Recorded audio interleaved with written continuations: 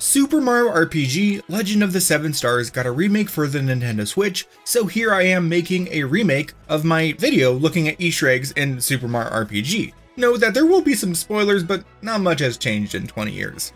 Anyways, let's start with a super secret code usable anywhere in the game. Just pause to open the menu, to input down, up, right, left, ZL, ZR, ZL, ZR, B, and you'll get this toad to pop up. He'll wonder what the code did and start checking our status. Just to note that the stats, the experience, and well, everything is the same because the code doesn't actually do anything, but it is a fun little detail nonetheless.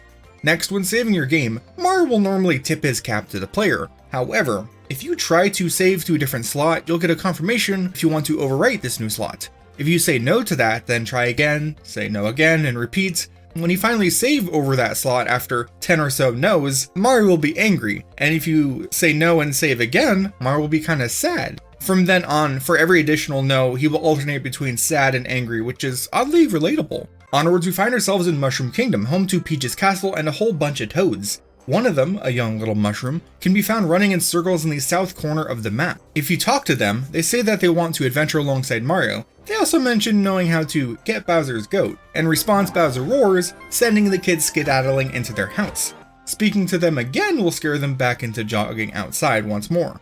While they're running around, if you time it right, you can jump onto their head, which causes Mario to fall back off and spin around, noticeably dizzy, which is a fun little detail. Across the path over in the item shop, you can annoy the shopkeep by jumping up on his shelves.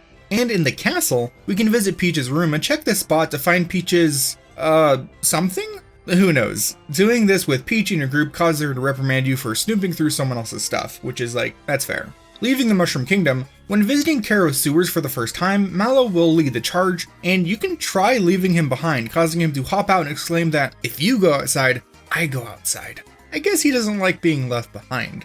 Over at the Frog Pond, you can annoy Mallow's Grand Frogger by speaking to him from atop his table. And in Rosetown, after defeating a Boyer, you can sleep at Gaz's house to see this game's first of many cameos. When you wake up, sleeping in another bed is Link from the Legend of Zelda series, and while he won't speak, when interacted with, you'll hear the secret revealed sound. Before moving on to the next location, you have the option of visiting the Pipe Vault. This location forces Mario to navigate through a one-tile wide path filled with Goombas, Piranha Plants, and other enemies, set to a rearrangement of the classic underground theme, all of which is a fun homage to the original Super Mario Bros. Game, and probably more specifically 1-2. Also, if you head down one of the pipes that a Piranha Plant can pop out of, you'll find yourself here, where, for the first and last time in the game, Mario can perform a kind of slide under this block to grab the frog coin. I imagine this was meant to recreate what it's like to slip into a one block tall space while Mario is tall. Onwards, we find ourselves going through Booster's Tower, which actually has a lot of details. In the lobby on the receptionist desk is a statue of Magitech armor from the Final Fantasy series. And heading up the tower, you'll find this room with curtains that you can walk through, turning Mario into his 2D sprite. This only works once per playthrough, and you can't keep this form outside this room, so it's not useful, but it looks cool. And at the top of the tower, in the room where you have a potential encounter with Booster, there is a basket of toys. Within, we can see a miniature Samus Aran from the Metroid series, as well as the mascot for the Famicom Disk System, as well as Rob the Robot, everyone's favorite buddy, and a little car with eyes, a character from the Stunt Racer FX game. I should also note that while going up Booster's Tower, you'll come across a bright green button, which, when pressed, does something over in Booster Pass. Going there, you'll find a door has opened up on the western edge of the first room, leading to a narrow path of platforms and spiky boys. On one of the platforms, you'll be confronted by a Snifster, and if they can defeat us, they'll earn the spot as Snifster number 4. The thing is, the Snifster has awful stats, often dealing just 1 damage, so I had to go and walk directly into the fist of higher level enemies until my entire team had just a few health. Returning, I challenged the Snifster and just so happened to lose, which doesn't actually give you a game over. Instead, the Snifster will explain that they won, and they'll head off to Booster Tower. You can then leave the room and re-enter to find another Snifster, this one aiming to be Snifster number 5. You can lose to him, leave again, and return until Snifsters 5, 6, 7, and 8 all head off to the tower. At the top of the tower, we'll find Snifsters 4, 5, 6, and 7 hanging out all happy that they've been promoted. Well, it turns out there was no spot for the last one, which is quite unfortunate. There's no reward for doing this, but it is nice to help out a fellow shy guy. After Booster Tower is Merrymore, home to this kingdom's only chapel. After saving Peach from Booster, the Toads will resume their wedding, which you can interrupt by jumping on the organ in the corner if that's what you want to do.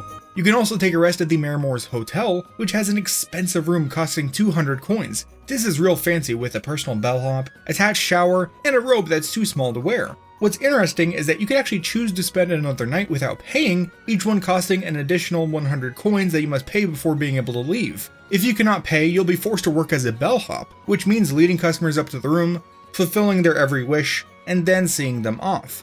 This can actually be very helpful because you can get various items from guests as tips. Next, throughout Star Hill are a number of fallen stars with faces, which you can actually interact with to hear wishes made by the game's characters, most of which are granted by the end of said game. You can even find Mallows, which makes him embarrassed, and it's okay. He's a crybaby, but he's our crybaby. The only unfulfilled wish reads, "I want to help out my older brother Mario," made by Luigi, who only shows up in the credits parade. Way to put the L in Luigi. Onwards, when revisiting our good friend Johnny Jonathan Jones in the sunken ship, we can hop on his head. His reaction isn't mad, he's just disappointed. Oh, and by the way, when defeating Spiritovich at the edge of Seaside Town, but before moving on to Land's End, you can visit the Mushroom Kingdom and find Samus Aran resting up for Mother Brain. As for Land's End itself, not much to say other than the fact that in this room where you have to jump across a bunch of pillars and use a stationary cannon to launch back up should you fall, you can actually shoot Mario into open air, which results in this cartoonish animation before Mario hops back into the cannon. In Monstro Town is perhaps this game's most well-known secret boss. Like with the SNES version, you can gain access to this boss by first buying fireworks in Moleville and trading them for shiny stone, which reacts with the otherwise locked door. Within is a spooky dimension where we find Culex, Dark Knights of Vonda.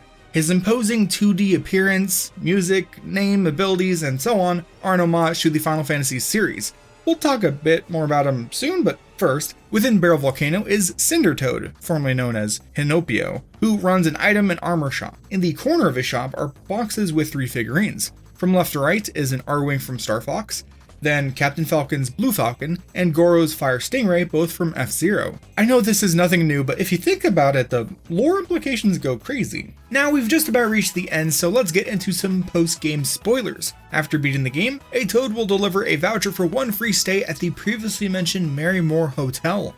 Using this voucher and staying the night, Mario will go to sleep while Geno stands by the window and watches a star fall onto Star Hill. Following his suggestion, we go check it out, and starting in the second room, we find new pink wishes which have been made by a number of the game's bosses. And if you're not sure where to go, the frog stage can always point you towards any unfinished business. I won't get into the specifics of every boss refight because I think it's something worth enjoying on your own, but I'll note that each one is accompanied by a bit of new dialogue, and all of the fights have some sort of gimmick or unique win condition, meaning they're not just stat checks. You can refight the bosses in any order, but they all must be defeated before the frog stage will point you back towards Monstro Town. Using the extra shiny stone given to us by Johnny, we can head back into this pocket dimension to find Culex 3D.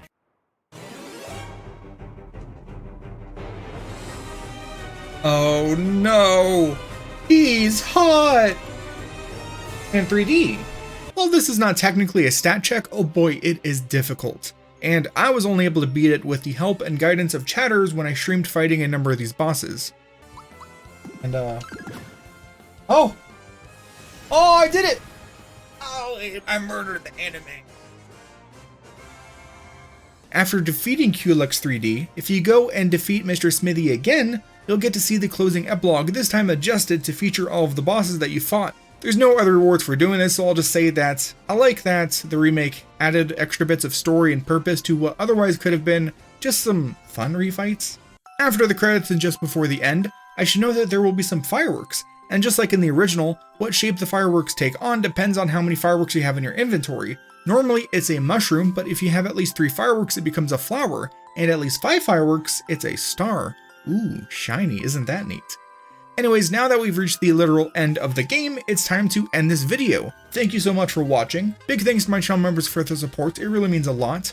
Be sure to check out my challenge video on Super Mario RPG, where I tried not to jump. It was a lot of effort and time spent, and I think it's a fun watch. I have other videos if you want. That's it for this one, bye-bye.